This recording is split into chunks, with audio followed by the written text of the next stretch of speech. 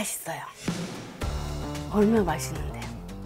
첫 모금 딱 마셨을 때 이렇게 짠 전율이 올 때 있어요. 나 사람들이 나 뉴스, 나 TV 보고 나 미쳤다 그러면 어떡해요.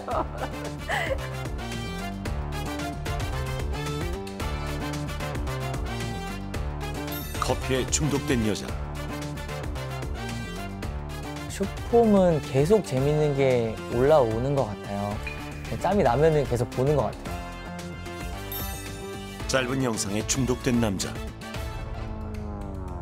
한 입 가득 들어왔을 때 그 행복감이 진짜 도파민이 팍 터지는 그런 기분이 있습니다. 음식에 중독된 남자. 세 사람이 완전히 빠진 대상은 사실 도파민입니다. 도파민은 우리 머릿속에서 보통 뭐 즐거움이라든지 뭐 재미라든지 좀 더 나아가면 쾌락이라든지 이런 자극 같은 것들을 이렇게 추구하게 하는 동기를 부여해주는 그런 호르몬이라고 보면 되겠습니다. 최근 온라인상에서 도파민이라는 단어의 언급량이 폭발적으로 증가했는데요. 도파민이 막 뿜어져 나왔어 이런 표현들을 쓰면서 그게 마치 우리의 즐거움, 쾌락을 딱 이끌어준 것처럼 그렇게 인식을 하고 계시고요. 도파민이 너무 과다하게 되면은 그런 중독까지도 이어질 수 있거든요. 중독성이 강한 것으로 알려진 3대 물질은 아니지만 우리 일상에 숨어들어 건강을 위협하는 도파민 중독. 바로 도파민 터지는 현장으로 가볼까요? 첫 번째 귀하신 몸, 연숙님의 하루는 커피로 시작합니다. 정신 빨리 깨라고요. 잠에서 빨리 깨라고. 얼른 이제 출근 준비해요. 머리 감고 이제 세수하고 커피 내리고 갖고 갈 거 정리하고 옷 갈아입고 이제 준비하고 있어요. 지금 커피를 드시고 있는데 또 커피를 내리신다는 게 무슨 소리예요? 외출하기 전에는 반드시 커피를 준비한다는데요. 연달아 마실 때 끊기면 안 돼요. 그리고 혹시 이제 또 마시는 커피가 맛이 없을 수도 있어요. 그러면 이제 이거를 마셔야 돼요. 연숙님의 집에는요, 커피 머신도 3대나 있습니다. 부동산 중개일을 하기 때문에 사람을 만나 커피 마실 일이 많다는데요. 커피를 쉬지 않고 마시는 이유도 다 일을 잘하기 위해서라고 합니다.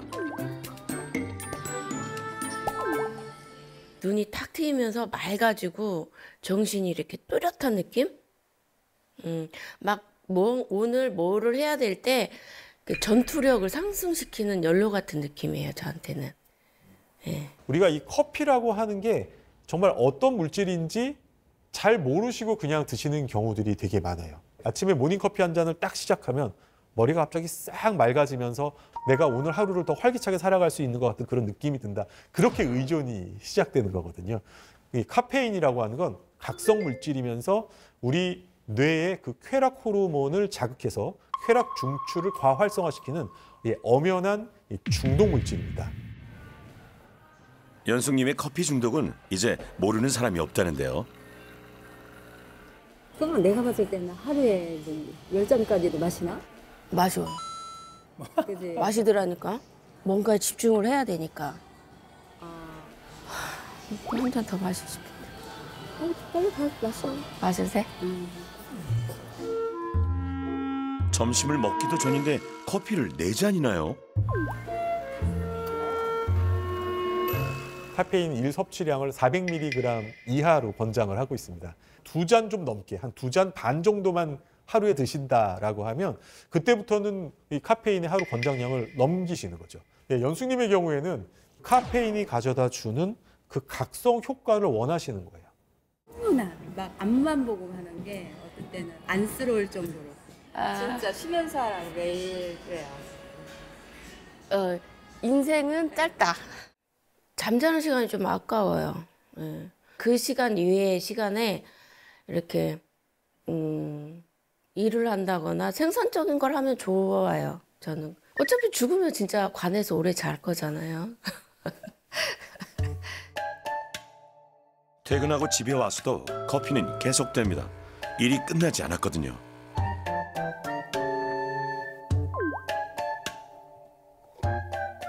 이제 블로그를 업로드를 해야 되는데 커피를 마시면 좀 생각이 잘 떠올라요. 예. 그 블로그는 왜 업로드 하셔야 되는 거예요? 이제 생계하고 연관돼 있으니까 깨어있는 시간에는 늘 일을 하고 있어요. 예. 오늘도 일을 하기 위해 커피 10잔을 마셨습니다. 밤에 잠은 잘 주무시나요?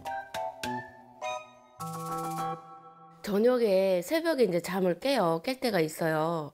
주변에서 너 커피를 저녁에 몇 잔 마시냐고 하더라고요. 그래서 그렇게 말하니까 또 그런 것 같기도 하고 이제 그러면 이제 그 다음날 힘들어요. 그럼 그때는 안 피곤하세요? 피곤하죠. 그러니까 이제 커피 양이 늘어나죠. 이제. 악순환이네요. 네. 커피 때문에 잠을 설치니까 다음날 피곤해서 또 마십니다. 많이 마시다 보면 그게 무뎌져요. 그래서 맛이 없게 느껴져서 또 마시고 또 마시고 해요. 보니까 좀 줄여야겠다 생각은 하는데 자유의지로 잘 안 돼요. 돈이 보셨을 때 네.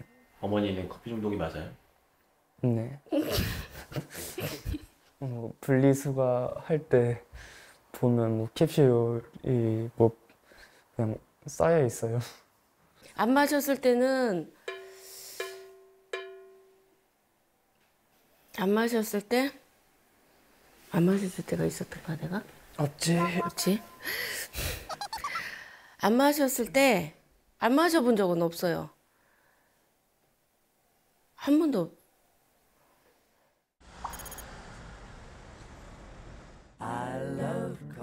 30년 가까이 이어진 연숙님의 커피 중독 문제를 해결하기 위해 정신건강의학과 한창호 교수님을 모셨습니다.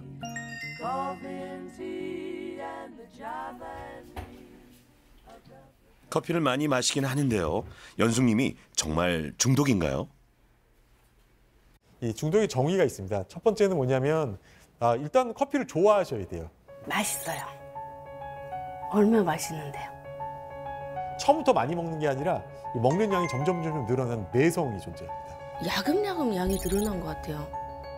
그다음에 만약에 이걸 못하겠다라고 하면 이제 금단 현상이 일어납니다. 저녁부터 이렇게 머리가 아팠어요. 감기기가 있는 것 같기도 하고. 그게 커피가 내가 문제다라고 생각하는데도 불구하고 끊을 수 없는 통제불능의 상태. 좀 줄여야겠다 생각은 하는데 자유의지로 잘 안 돼요. 어떤 자극이 주어졌을 때 그 자극을 추구하고자 하는 행동을 하게 되고 그때 그 도파민이라는 게 분비가 되게 됩니다.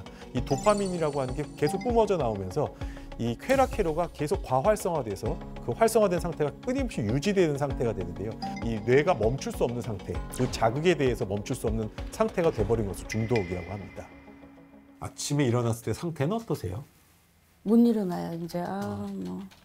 조금 다운되어 있는 그런 모습. 근데 여기서 커피 마시면 다시 싹 업이 됩니까? 업이 돼야 될 텐데. 안 되면 어떻게 해요? 한 잔 더 먹어요? 네. 양이 부족한가? 하면서 한 잔 더 마셔요. 그러니까 양이 부족해서 그렇다는 걸 알고 계시네요. 저 어떡해요. 미치겠네. 모든 물질들은 어떠냐면 처음에 내가 뇌에서 반응했던 그 반응이 이제 점점 무뎌지는 거죠. 그러면 그 똑같은 자극보다는 좀 더 큰 자극을 원합니다. 그러면서 무뎌진 그런 신경들까지도 만족시킬 만큼 내가 커피를 섭취하려면 카페인을 더 많이 먹어야 되는 거예요. 도파민 수용체가 하나 있어요.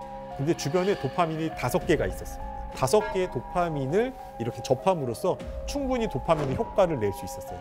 나중에는 어떻게 되냐면 도파민 5개를 가지고는 이 둔해진 이 도파민 수용체가 반응하지 않는 거예요. 그러려면 똑같은 만족도를 얻으려면 이번엔 도파민이 5개가 아니라 10개가 필요한 거죠. 커피를 10잔이나 마셔야 했던 이유, 바로 내성 때문이었습니다. 거의 뭐 하루에 거의 10잔 가까이를 드시고 그러면 카페인을 1000mg 이상을 들고 계시는데도 불구하고 이 교감신경계가 전혀 뜨지 않는다고 하면 그만큼 무뎌진 거예요. 교감신경 활성도가 낮습니다. 오히려 저는 이 수치가 조금 더 끔찍하게 느껴져요. 진짜 정말 원하시는 각성도를 올리려면 지금 10잔 갖고도 안 되시겠구나. 이거보다 더 드셔야만 이 각성도가 올라가겠구나. 오히려 이게 정상으로 나왔다는 것 자체가 신기하고 되게 만성화돼 있다라는 생각이 좀 듭니다. 검사 직전까지 커피를 마셨지만 교감신경 활성도가 높아지지 않았다는 충격적인 결과. 아니 병원에서 기다리는 동안 이대로 만약 드신다고 하면 이제 20잔 바라보는 건 금방이죠. 또 20잔이면은 배도 부를 것 같아요. 뇌파는 어떠냐면요. 이 도파민 때문에 이 전두엽의 기능이 조금 떨어지게 되고 그랬을 때 나타나는 게 이 델타 파형이 조금 증가되는 모습이 좀 있고요. 뇌 안에서 뭔가 도파민이 좀 과활성화돼서 뭔가 뇌의 인지 기능상에 약간 비효율화가 나타나고 있다. 이렇게는 판단이 들긴 합니다. 수면 상태나 무의식 상태에서 나타내는 델타파가 조금 높게 나왔는데요. 그래서일까요?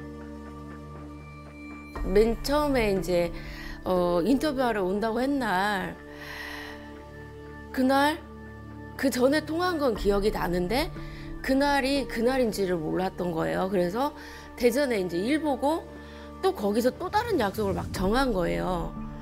왜 안 오세요? 하면 이제 뭐 죄송해요. 하고. 카페인 중독 자가 진단 리스트를 공개합니다. 연숙님은 확실하네요. 근데 얘를 끊으면 내 친구는 어딨지? 맞아요. 어떡하지 나? 알코올 중독자들은 줄이는 절주를 시키는 게 아니라 단주를 시켜요.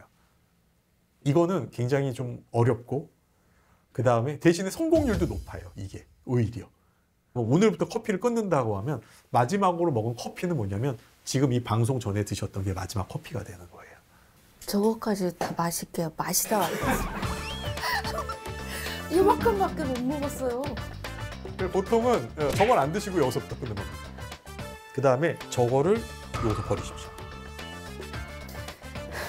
물러설 곳이 없습니다. 하실 수 있겠어요? 마지막 커피는 아까 먹었던 그 한 모금이 마지막 커피였어요. 네. 많이 마신. 네, 어머니 버리세요. 어렵게 결단을 내렸습니다. 한 번에 끊어버리는 게 오히려 더 쉽습니다. 왜 그러냐면 이 중독성 물질은 중독 성향이라는 게 있는 거예요. 이거를 잘 조절한다는 건 한 번에 끊고 완전히 내 눈앞에서 치워버리는 것보다 유혹거리가 앞에 있는 걸 내가 의지로 조절한다는 거기 때문에 훨씬 더 어렵습니다. 잠시 후 커피 중독에서 벗어나기 위한 특별한 솔루션이 공개됩니다.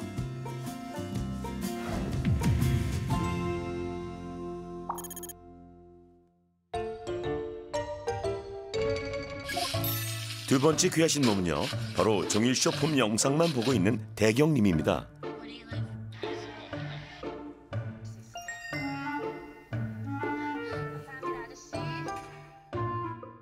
(1분도) 안 되는 영상들을 몇 시간씩 본다고요?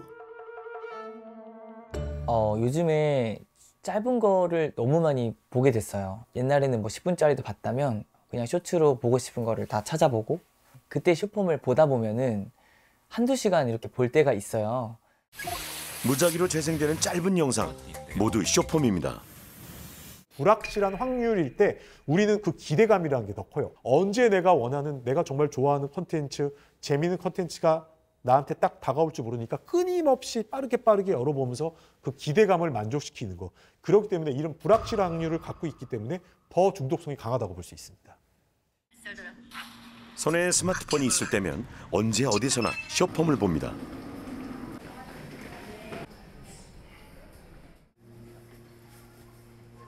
제가 하루에 핸드폰을 어제 6시간 사용했는데 6시간 중에서 90%니까 4-5시간은 쇼폼을 보는 것 같아요.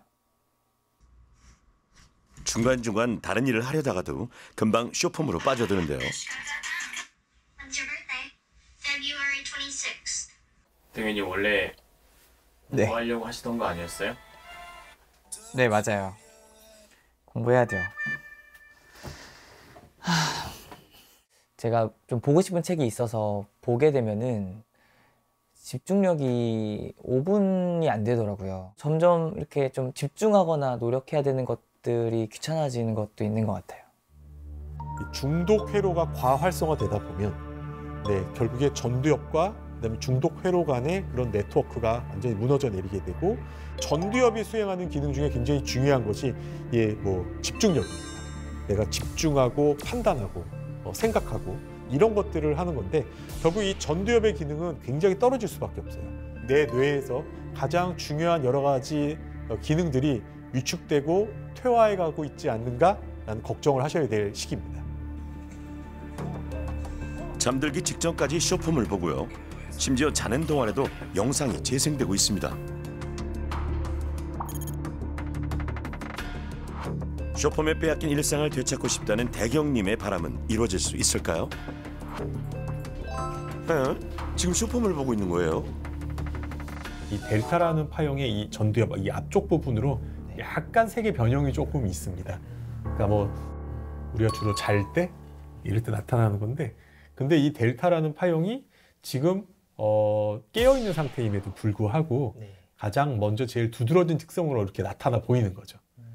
보통 우리 이제 뇌파에서 이 중독 성향을 아주 많이 보이고 있는 그런 환자들은 보통 이 델타나 세타 같은 이런 천천히 가는 이 서파거든요. 뭔가 뇌가 정상적인 작동을 하지 않고 있고 뇌 기능상의 어떤 부조화를 보이고 있다, 이런 걸 판단할 수 있는데요. 대경 씨의 결과가 약간의 좀 의심소견들이 조금 있습니다.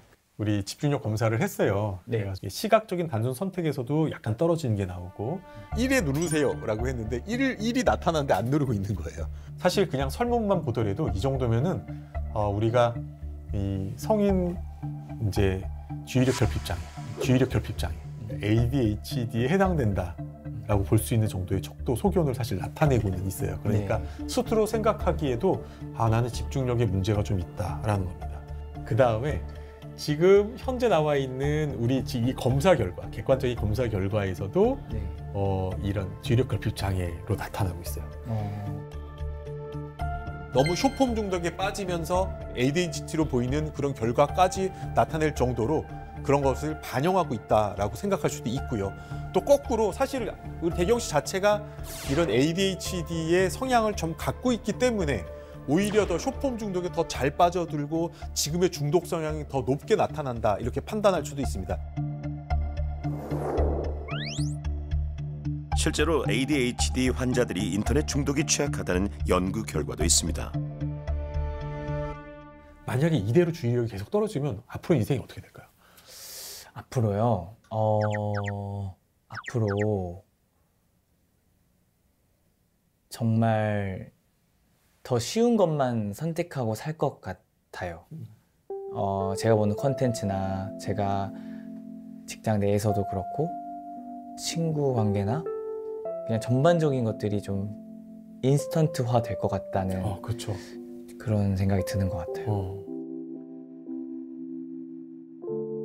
우리 조상들이나 우리 원시대의 삶은 모든 게 풍족한 게 없었어요. 장시간 동안 사냥을 하거나 오랜 기간 동안 농사를 지어가지고 그 음식을 얻게 되는, 지연성 보상으로 인해서 살아가는 그런 종족이었던 거죠. 하지만 요즘 현대사회는 어떻습니까? 바로바로 즉각적인 보상 활동으로만 계속 이제 만족감을 얻게끔 유도가 되기 때문에 이 쇼폼의 경우에는 중독 성향이 강하죠. 바로 클릭해서 바로 만족감을 얻고 그래서 도파민이 탁 올라가는 그런 이제 보상 활동을 즉각성 보상이라고 합니다.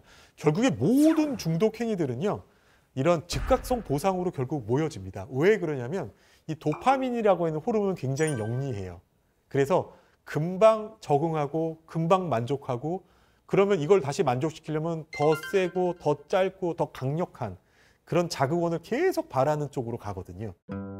교수님 얘기를 들어보니까 저와 친구들은 좀 다 같이 쇼폼에 중독된 상태일 수도 있겠다라는 생각도 들었고, 또 제가 주의력 결핍이 있는지도 전혀 몰랐기 때문에 사실 좀 많이 슬펐어요.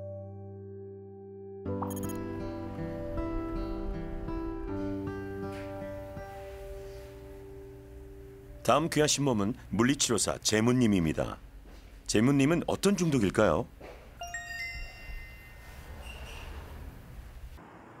집으로 따라가 봤습니다. 늦은 저녁을 먹고 있는 재문님. 그런데 뭘 보고 계시나요? 보통 먹방 보면서 요즘에 많이 먹으니까 이렇게 먹으면 밥맛도 살고 그다음에 더 많이 먹게 되더라고요. 그래서 자주 보고 있습니다.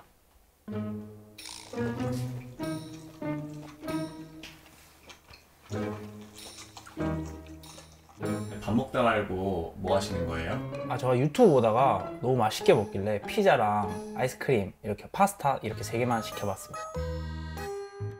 밥을 먹고 있으면서 배달 음식을 시킨다고요? 제가 이제 한번 먹으면 이제 내장 기관이 그만 먹으라고 제발 살려달라고 할 때까지 많이 먹어가지고 좀 먹는 양을 줄이려고 노력을 많이 하는데 이제 뭐 하루 작심삼일처럼 막 하루 이틀 좀 지켰다가 또 실패하고 이성의 끈을 잊고 많이 먹게 되고 약간 그런 계속 악순환을 반복했던 것 같아요. 일을 늦게 끝나고 오늘 유일한 보상이 이제 먹는 거라서 이렇게 먹는 걸로 하루의 노곤함을 풀고 있습니다. 방금 저녁을 먹고도 배달 음식을 시키는 재무님은 음식에 중독됐다는데요. 생각보다 작네 이거.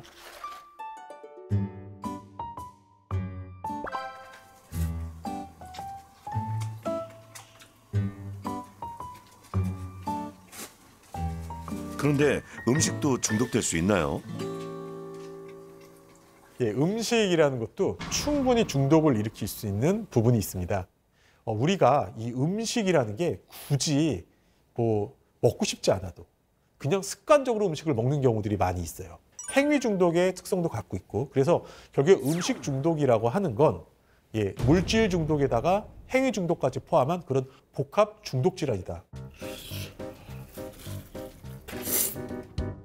처음에는 배고플 때는 많이 먹을 수 있어서 많이 시켰다가 또 어느 정도 먹다가 찼는데도 그게 아까워서 더 먹어서 또 항상 배가 더 부르는 경우도 많고. 하지만 재무님의 식사는 아직 끝나지 않았습니다. 네. 이렇게 새벽에 어디 가시는 거예요? 저 좀 출출해가지고 야식 먹으러 편의점 한번 가보려고요. 근데 이게 너무 늦은 시간 아니에요? 그러니까요. 저도 망설이다가 결국 못 참고 나왔습니다.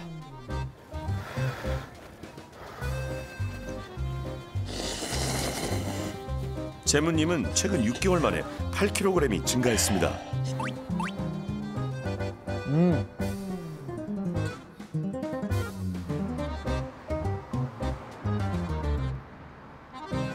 보통 새벽 시간에 특히 참기 어려운 것 같아요. 한 12시에서 1시쯤에 이제 자제력이 점점 더 떨어져 가는 것 같습니다. 조금 진짜 너무 많이 먹고 그다음에 또 부대끼니까 이제 운동을 좀 해서 바로 올려버린 적도 있고, 미련하다고 알고는 있는데 또 막상 먹으면 또 그런 게 생각이 안 나고 음식 일단 눈앞에 있는 음식을 더 먹고 싶은 욕망이 더 큰 것 같아요.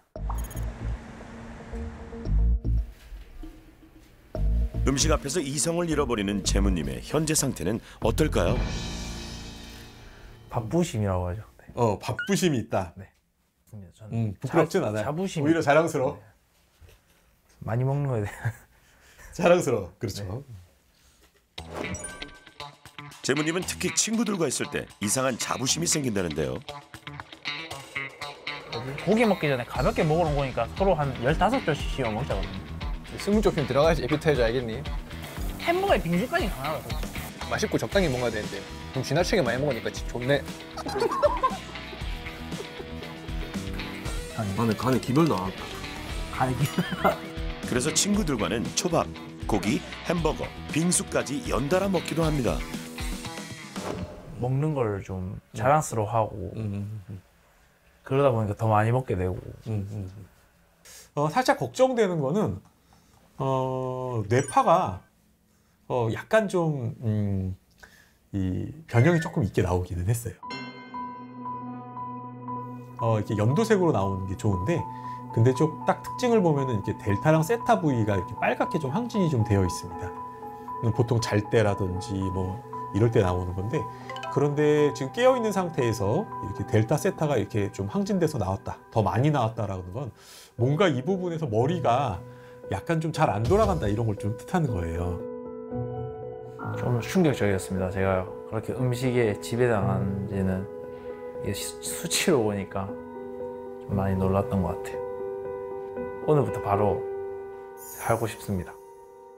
네, 실제로도 이제 중독을 오랫동안 해왔던 환자들의 뇌를 정량 뇌파를 찍어보거나 아니면 여러 가지로 판단을 했을 때 IQ 테스트 실제로 시행을 해보면요. 정말 실제적으로 IQ가 낮게 나온 경우들이 많이 발견됩니다. 적게는 10, 아니면 많게는 자기 잠재 IQ에서 한 20 가까이 낮게 나오는 사례들을 다수 발견할 수가 있고요. 중독에 절여진 뇌는 그 기능이 현저하게 떨어지는 것으로 결과가 확인되고 있습니다. 세 사람 모두 중독에 취약하다는 흥미로운 검사 결과도 나왔는데요. 요즘은 이제 그 MBTI가 굉장히 유행을 하고 있죠. 우리 어떤 그 기질, 이 기질을 조금 더 생물학적으로 구분하는 데는 어떻게 보면 MBTI보다는 이 TCI 검사가 조금 더 신뢰도가 높다라고 저희는 판단하고 있어서 이번 그 참가자분들한테는 이 TCI 검사를 한번 시행을 좀 해봤습니다. TCI 검사엔 4개 지표가 있는데요. 사례자들 모두 자극 추구가 높았습니다. 자극 추구경이 높으신 분들이 중독에 잘 빠져든다고 할 수 있어요. 왜냐하면 이 중독이라는 거는 어쨌든 굉장히 매력적이고 자극적이거든요. 호기심이 많고 그다음 모험심이 강하고 이런 분들이 아무래도 중독에 잘 빠져들 경향이 높다고 볼 수 있습니다.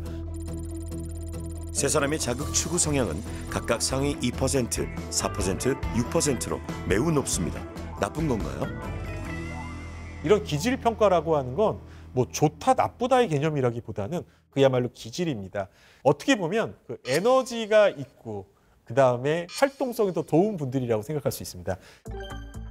자극 추구 기질이 가진 에너지를 이제 중독 치료에 쏟아보면 되겠네요.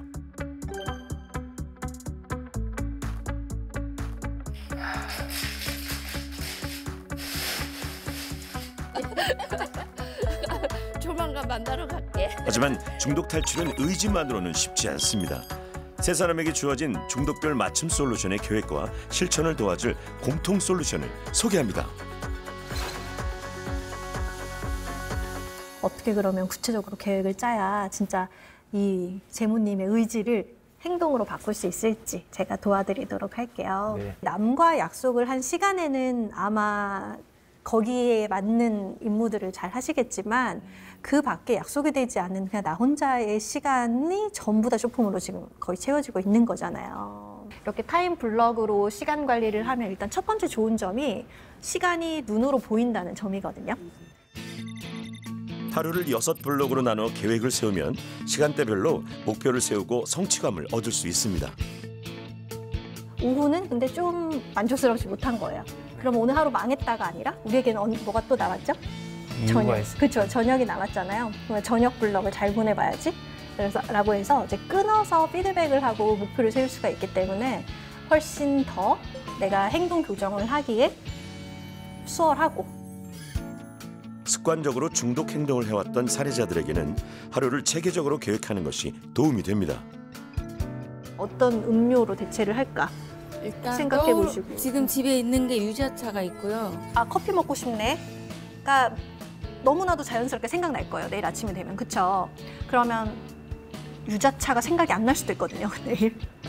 그러니까 계획에 미리 적어두는 게 좋아요. 유자차를 몇 시에 먹겠다.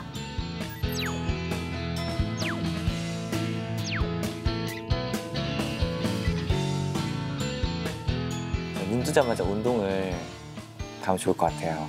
너무 춥지만 책을 읽고 점심을 네. 제가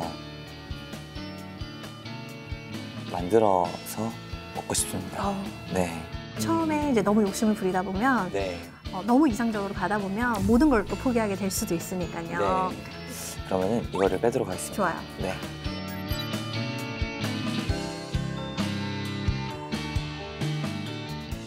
일단 첫 번째, 친구들이 부른다. 곱창을 먹자고 한다.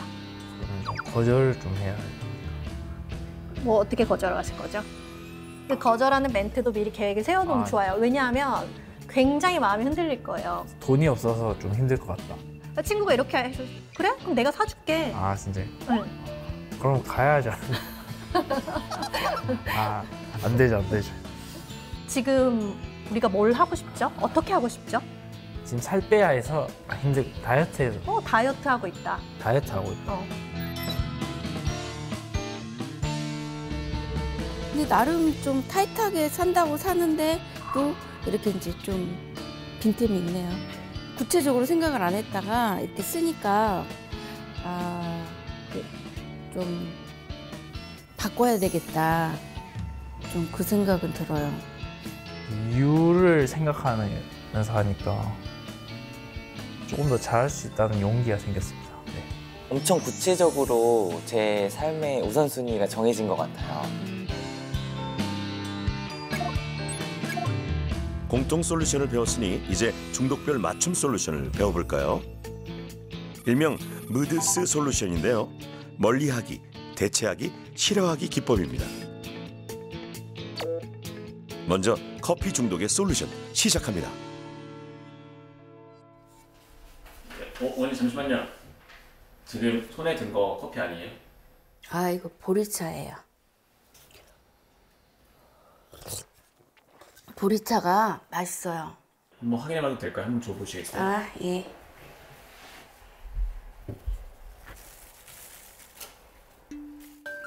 보리차 맞네요. 커피 중독 맞춤 솔루션, 다른 음료 마시기입니다. 커피를 마시는 것과 똑같은 행위를 하지만 실제로 카페인이 섭취되지 않으니까 뇌를 좀 속인 그런 효과가 있는 거죠. 연숙님이 카페에 있습니다. 커피 드시는 거 아니에요? 커피 드시는 거 아니에요? 얼그레이티요, 홍차. 내 카톡에 커피 끊었습니다. 자신의 중독 문제를 최대한 많이 알려라라고 말씀드려요. 권하지 않도록 장치를 미리 마련해 두는 그런 효과가 있다고 봅니다. 커피로부터 멀어질 수 있는 또 하나의 방법.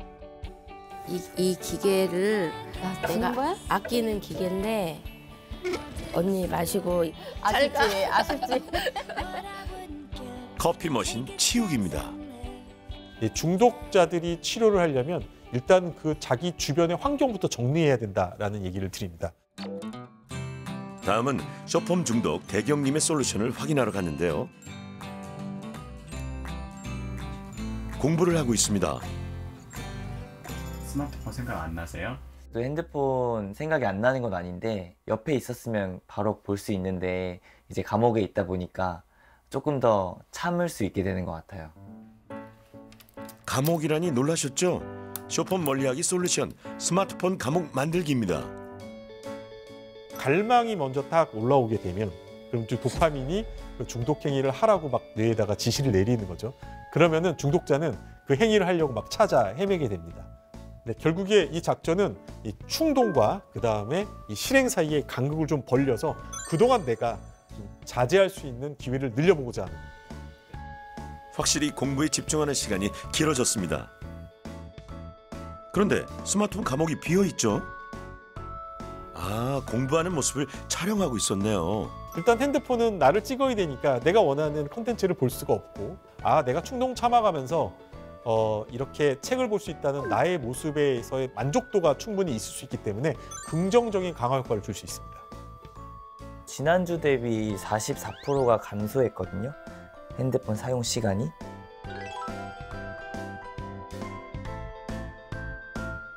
진짜 흑백 모드 하는 게 제일 힘들었어요, 사실. 제가 매일 보는 인스타그램 이런 게 진짜 다 재미가 없어져서 핸드폰을 정말 안 하게 하는 데는 제일 효과적인 것 같아요. 쇼폼 싫어하기 솔루션 스마트폰 흑백 모드입니다. 짧고 강렬한 자극을 좀 줄여주는 거예요.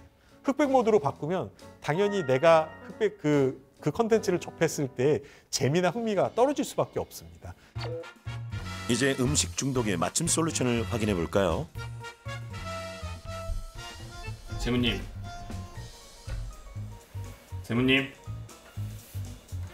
네. 귀마개를 하고 밥을 먹는 재무님. 음식 싫어하기 솔루션 귀마개와 파란 식탁보입니다. 파란색이라는 게 약간 좀 위축되고 약간 청량감을 주기 때문에 음식들을 좀 과도하게 먹는 그런 심리 활동들을 좀 줄여줄 수 있습니다. 예, 특히 이제 청각에 집중하면서 밥을 천천히 먹으라고 했던 이유는 뭐냐면 음식을 천천히 먹게 되면 이 렙틴 호르몬이 거기에 맞춰서 천천히 증가해서 내가 음식을 다 먹을 때쯤에는 충분한 포만감을 느끼고 렙틴 호르몬이 이제 음식을 그만 먹어도 돼라는 시그널을 우리 뇌에 전달할 수 있도록 만들어주는 효과가 있기 때문입니다. 일단 제일 도움이 됐던 거는 15분 동안 참으면서 이제 물, 껌, 양치 순으로 하는 게 제일 이제 순간적인 식욕을 참기 도움이 많이 됐고, 이 식욕이라는 것도 몇 분 안에만 참아주면 그 식욕은 조금 진정이 되거든요. 껌을 씹는다는 건 이 저작 활동을 해보는 건데 먹는 행위 자체가 약간 나의 식욕을 좀 달래주면서 지금 당장 올라오는 식사에 대한 갈망을 좀 줄여줄 수가 있겠고요. 양치하고 나서 바로 식사를 하게 되면 음식 맛이 좀 떨궈지고 또 이왕 양치까지 했는데 음식을 굳이 먹어야 되나라고 하면 쉽게 포기할 수가 있기 때문에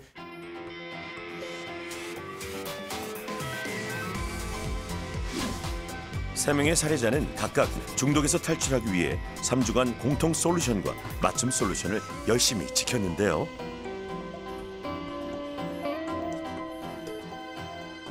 제가 요즘에 또 쇼폼을 잘 안 보다가 다시 틀면은 되게 시끄럽더라고요.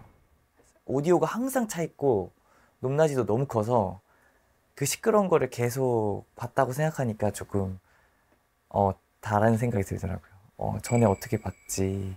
제가 붕어빵을 좋아하다 보니까 붕어빵을 이제 못 참고 한 6마리 정도 먹었었는데 플래너 적으면서 그러면 오늘 운동량을 좀 늘리고 내일 점심을 조금 이제 가볍게 먹어야겠다. 이렇게 해서 좀 조절을 했던 것 같습니다.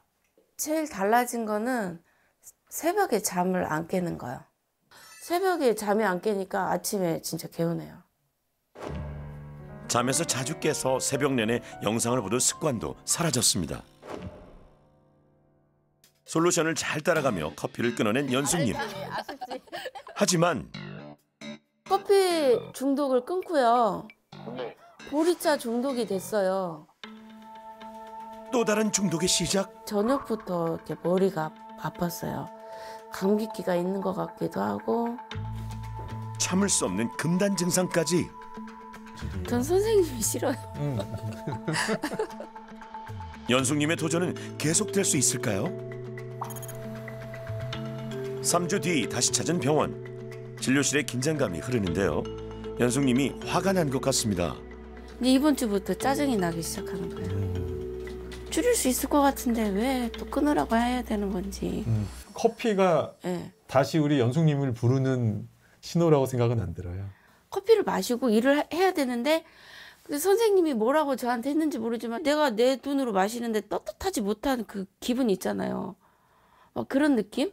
그래서 어제 한번 마시고 이거에 대해서 선생님과 오늘 얘기를 해야겠다. 교수님과 결판을 내기 위해 하루 전 일부러 커피까지 마시고 왔답니다. 당장 처음에 막 먹고 하면은 좋을 수 있어. 아우 선생님이 틀렸구나. 이 제작진 저 손사기꾼들 막 이러면서 할 수 있어. 얼마 후에 한 1, 2주 안에 옛날이랑 똑같아져. 10잔 먹고 새벽에 깨고 아침에 또 먹고 또 10잔 드시고 싶어요. 조절을 할 수 있을 것 같은 생각은 들어요. 조절. 아니 커피 30년 먹었는데 30년 먹은 커피를 2주 조절하고 내가 할 수 있다고 커피를 너무 우습게 보시는 일이에요. 전 선생님이 싫어요. 아니 분명히 선생님이랑 싸워가지고 이길 자신이 있었거든요. 지금 보세요. 커피 때문에 짜증이 다 나시잖아 지금. 만만한 친구가 아닙니다. 그럼 이 짜증이 얼마나 갈까요? 이 짜증. 요거는 한 1, 2주 갈 것 같아요. 그리고 이제 가끔가다 두통이 또 있어요. 네. 커피 마실 땐 두통 없었어요? 있어요. 마찬가지잖아요. 커피에서 벗어나고 나면 카페인 금단으로 일어나는 두통은 완전히 사라질 거예요. 알겠습니다. 카페인 금단 현상을 제대로 겪고 있습니다. 이 중독을 끊고 나면 반드시 고비가 찾아옵니다. 연숙님은 현재 지금 그 갈망과 엄청나게 싸우고 있어요. 이 알코올 중독 환자들 같은 경우에는 심리적인 아주 심한 금단 현상을 일으키는데 그걸 마른 주정이라고 해요. 그 마른 주정에 대표적으로 나타나는 현상이 막 짜증내고 뭐 우울하고 막 남들과 계속 시비를 붙는다든지 아니면 굉장히 불안하다든지 생활 자체가 조금 막 정리가 안 된다든지 이런 모습인데 연숙님한테 보였던 게 딱 그런 모습이고요. 어저께는 뭐 안타깝지만 맛을 좀 보셨다고 하지만 그래도 잘 해오셨고 잘 참아오셨고 했으니까 검사 결과가 얼마나 좋아졌는지 그거 기대를 해보고 볼게요.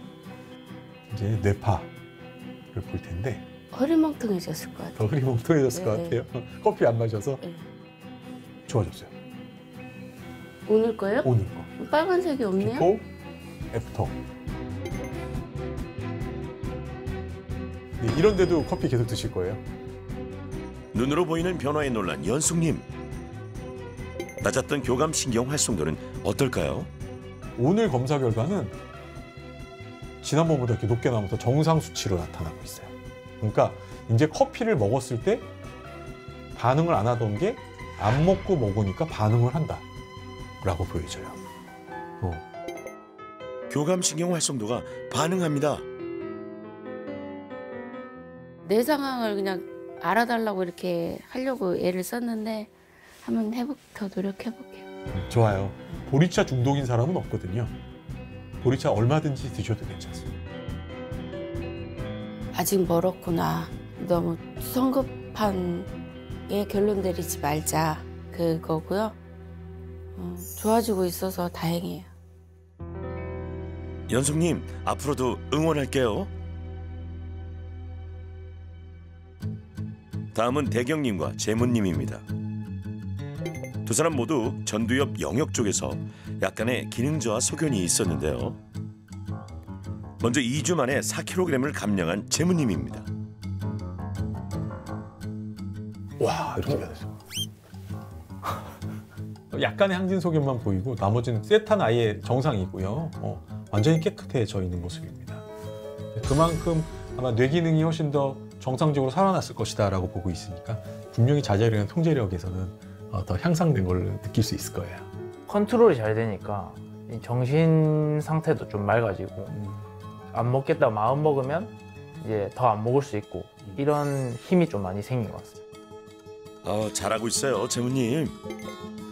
대경님은 쇼폼 중독과 함께 주의력이 떨어져 ADHD 진단을 받았었는데요. 이게 예전 거. 여기 보면 양쪽으로 약간의 변형이 있었다면 오늘 찍은 건 여기 없어졌어요. 되게 신기하죠? 네. 여기 없어졌어요. 좋아졌죠? 네. 작은 차이긴 합니다. 네. 작은 차이긴 하지만 분명한 것은 이 델타 파형이 사라졌습니다. 정말 주의력 검사가 어떻게 나왔는가. 제가 원래 집중력이 좋지 않긴 했지만 이 쇼폼 보게 되고 나서부터 확 나빠지기도 했어요. 그것 때문에 이제 ADHD 진단도 받은 것 같아서 많이 충격을 받았거든요. 주의력 검사는 지난번에 보면은 뭐 저하된 것들이 막 이렇게 빨갛게 나와 있죠. 그래서 네. 이번에는 우리 종합 주의력 검사 결과가 여기 딱 한 군데만 경계로 나오고 나머지는 다 정상으로 나왔어요. 기분이 어때요? 되게 좋아요. 제가 그래도 이런 주의력을 노력해서 바꿀 수 있구나라는 생각이 들긴 하네요. 그럼 저는 이제 ADHD 환자가 아닌가요? 지금 만약에 오셨다고 한다면 ADHD 진단보다는 그냥 건전하게 잘 뇌 관리하시면 좋겠다 이렇게 솔루션 드리고 말 것 같아요. 대경님이 드디어 웃습니다. 이 도파민이 계속 중독이네, 도파민 때문에 문제가 생겼고 우리 이걸 끊을 수 없어서 더 심각하고 이런 말씀만 드렸기 때문에 이 도파민이 나쁜 물질인가? 혹시 오해하실까 봐 설명을 좀 드리겠습니다. 내가 뭐 공부를 한다든지 운동을 한다든지 어떤 여러 가지 목표를 세우고 그걸 꾸준히 추진해 나가야 될 그런 일들을 만들어주고 거기에 대해서 강력한 드라이브를 걸어줄 수 있는 그 에너지가 바로 이 쾌락중추고 쾌락 호르몬이고 바로 도파민입니다. 실제로 중독 환자분들의 경우에는 열정이 넘치시는 분들이 굉장히 많아요. 그래서 이분들의 이 열정을 이 중독이 아니라 이분들의 인생에 도움이 될 수 있는 곳으로 전환시켜드리면 그럼 이분들이 굉장히 건강하고 굉장히 활기차고 훨씬 더 많은 업적을 내면서 훨씬 더 이분들의 인생이 나아질 수 있는 거죠.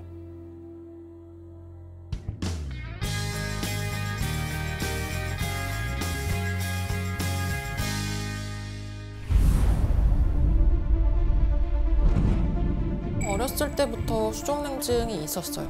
혈액순환에 문제가 있지 않나 싶습니다. 주로 겨울에 많이 나타나는데 병원에 가고자 했으나 어떤 과를 예방해야 될지도 잘 모르고 너무 차가워서 진짜 얼음장 같더라고요. 손이 붓고 차갑고 따갑고 그런 것들. 언제 터져도 이상하지 않은 시한폭탄이라고 생각하고요. 다양한 원인이 있을 수 있어요. 수족냉증에는 검사를 해야 되는 범위들도 굉장히 달라질 수 있게 되고요.